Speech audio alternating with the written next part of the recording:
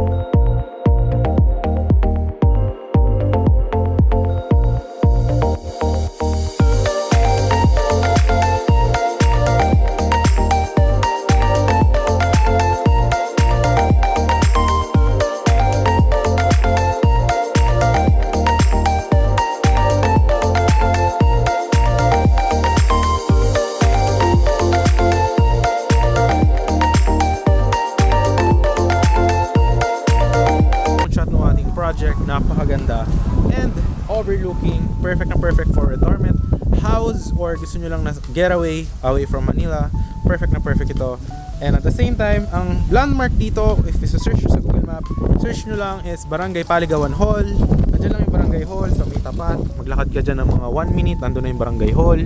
So yun, ayun na yung landmark dito. So tara, ikutan natin yung project, yung 3 lote natin. So tara, let's go. So ito yung ating girlfriend, yan, kasama natin siya. Okay, yan. Ano masasabi, malamig ba dito? Super lamig. So kailangan ng kahag. Kailangan ng kahag kasi sobrang lamig daw. 3 PM. Tara, pakita ko sa iyo dito yung isa. Ito yung isang client natin nagpabakod.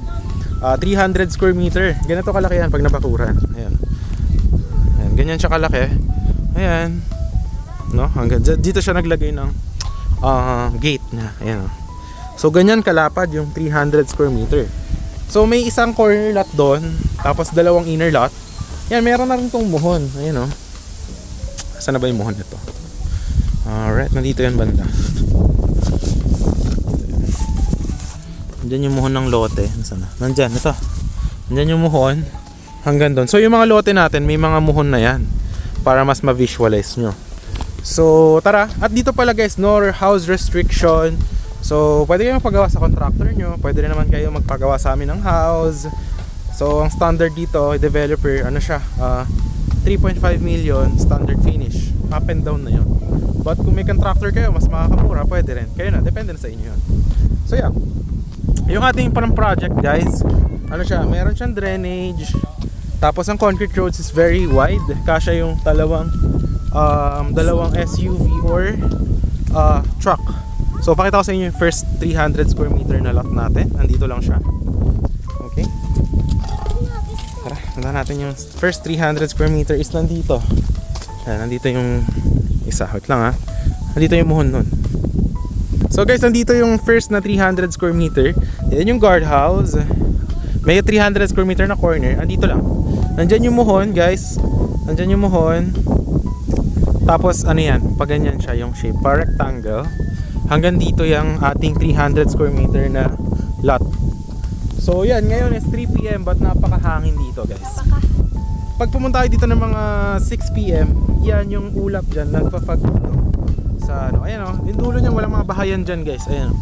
So napakaganda and tahimik if you want a property na for retirement or gusto nyo lang na small house with plantito-plantita, magtatanim-tanim ka, I highly advise this one. So yan, hanggang dito yung 300 square meter. From that point, nandyan yung muhon, nandito yung isa pang muhon. Kasa lang, hindi natin makita kasi ang taas na ng damo. But nandito lang yung muhon yan. Ipapalinis na lang natin kapag kinuha nyo para maka-visualize nyo yung laki ng 300 square meter. Ako na lang magpapalinis yan for you para makita nyo rin yung muhon. So yan. Andito yung first 300 square meter, okay? So punta na tayo dun sa may, ano naman, sa may corner lot na 300 square meter. So let's go. Tara.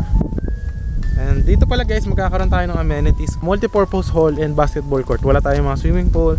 So yun lang yung ating amenities. Ayan yung mga drainage na sinasabi ko sa inyo. Ayan. Ayan. Tapos magkakaroon pa yan guys ng sidewalk, no? Daanan. Yung laki pala ng kalsada here is 6.5 meters.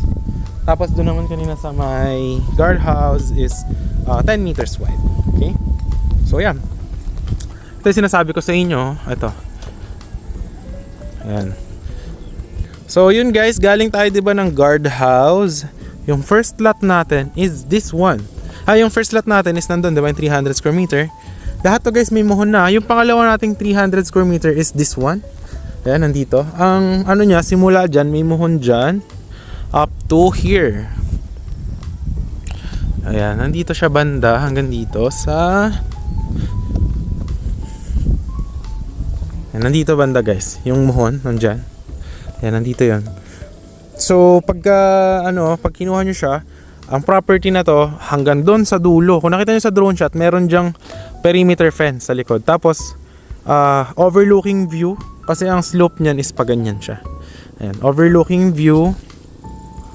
Tapos ang kagandahan, wala ka ng bahay sa likod. Kumbaga end lot siya, kasi perimeter fence na lang yung nasa likod mo. So ito yung 300 square meter dito sa overlooking na to. Ang slope nito hindi siya flat. So pag ganyan siya, pababa doon. So if you will build a house, I suggest make a basement para mas gamit nyo na maayos yung 300 square meter lot in here. So lalagyan nyo ng stairs. Yan. Or mag-rent kayo ng backhoe or pwede rin tambakan. It's up to you. Depende naman sa inyo. So yun. So ito pala guys, para ma-visualize nyo, yung mga saging doon sa likod, may bakod dyan na perimeter fence ha. Ayan. So napakalaki nung tong lot na ito. And then yung ating last na lot is this one. Yung last nating available is a corner lot. Ito siya. Ayan. So dito yung frontage mo sa kalsada. Tapos dito hanggang doon is nakalagay ka pa rin sa kalsada. So lahat yan is sa frontage mo. Ito yung 300 square meter na corner. So yan, napakaganda ng view. Flat land. Ito kasi 'di ba pababa. Yung kanina naman doon 'di ba flat land din, yung una natin na pinakita sa inyo. Ito na yung corner lot. Ang kagandahan dito guys, if you will build a house, hindi mo na kailangan magtambak. Overlooking yung view. Tapos ayan, malaki yung frontage guys. Andito yung muhon niyan eh. Ayan. Tapos tingnan mo, ang laki ng kalsada. So kung babakuran mo siya, tapos lagyan mo na ng small house, gawin mong garden for plantito-plantita, is napakaganda. So ayan guys, kung makikita nyo, ito po yung simula ng frontage, andyan po yung muhon. So pa-rectangle siya hanggang doon sa kabilang side, corner lot. Ang kagandahan dito, ang price nito is for only 7.5 per square meter. Tapos kung full payment nyo siya is 10% discount kung magkano yung TCP. Kung naman installment, 30% yung down, may 10% discount sa 30%. Tapos yung 70% remaining is 2 years to pay 0% interest. So yan. Andito siya. Ayan, napakahangin, no? Hanggang dito yung 300 square meter natin. 'Di ba? Doon yung muhon. Diyan, hanggang dito siya. Ito, at lang. Okay. Hanggang dito. Hanggang dito sa may puno. Ayan, tapos wala ka na dyan, wala mga bahayan dyan guys ha. Ayan. Tapos meron dyang perimeter fence ng ating project. Ayan, hanggang dito yung muhon. May muhon dito. So ayan, hanggang dyan sa puno guys, yung 300 square meter. So napakalaki. Perfect na perfect for retirement. Ayan siya, no? Tapos yan guys, sa dulo, 'di ba pinakita ko sa inyo kanina isang lot doon. Kung gusto mo naman ng overlooking, kasi ito, yung ganito yung mga slope ng lote doon. Ayan guys, so pababa. Yan, may bakod dyan sa may likod ng saging. Yan, may bakod dyan papunta doon, perimeter fence. Okay? So overlooking, ang kagandahan, yung slope kasi nito, kung papansin nyo from kalsada, medyo pababa. Kung magtatayo ka dito ng house or around doon, ayan yung view mo, overlooking. Talagang one with nature ka, kumbaga. Yan. So, yan. Marami tayo dito mga client, no? So yan, kung investment hanap mo, I will highly advise this one. Ito yung perimeter fence. Ganyan kataas yung bakod natin. Ayan, no? Kung mapapansin nyo. Ayan siya. Alright. Ito, client din natin yan. Yung isa dyan sa dulo dyan, no? Ayan, ganyan yung pa-slope ng baba, guys. Ayan. So yan. Ayan yung ating property tour for today. Ayan siya, guys. Ayan, no? Napaka peaceful, no? So yun guys, if you are interested, message nyo lang ako sa Viber, WhatsApp. Last 3 lots, I highly suggest kunin nyo yung corner lot. Pakaganda. At saka yung isa sa malapit sa guardhouse. Ayan. So yun, if you're interested, I hope to see you soon. And kung nasa ibang bansa naman kayo, message nyo lang ako para ma-assist natin kayo, no, with these projects na cold weather and tahimik, peaceful, and any house design. So yun guys, thanks for watching and I hope to see you soon and see you in the next vlogs. Bye bye.